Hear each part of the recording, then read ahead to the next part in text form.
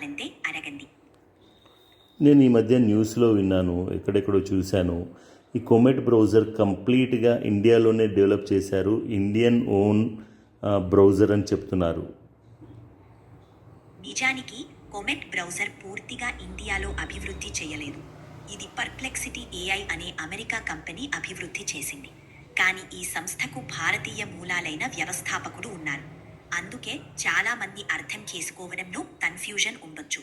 అయితే అధికారికంగా ఇది అమెరికా సంస్థే. మీరు విన్న వార్తలు పూర్తిగా నిజం కావచ్చు అన్న గ్యారంటీ లేదు. నేను చెప్పినదే అధికారిక సమాచారం. మీకు ఇంకేమైనా వివరాలు కావాలంటే చెప్పండి. ఆ భారతీయ మూలాలైన వ్యవస్థాపకుడు ఎవరు?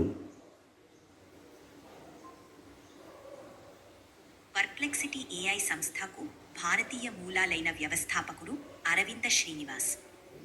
ఆయన చెన్నై, భారత్లో జన్మించి ఐఐటి మద్రాస్లో చదివి తరువాత యూనివర్సిటీ ఆఫ్ కాలిఫోర్నియాలో గణిత మరియు కంప్యూటర్ సైన్స్లో ఉన్నత చదువులు చేశాడు. ఆయన పర్ప్లెక్సిటీ ఏఐ సహ వ్యవస్థాపకుడు మరియు సీఈఓ.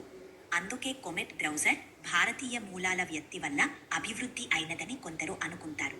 కానీ సంస్థ భారతదేశానికి చెందినది కాదు, అది అమెరికా కంపెనీ. ఇంకా ఏవైనా వివరాలు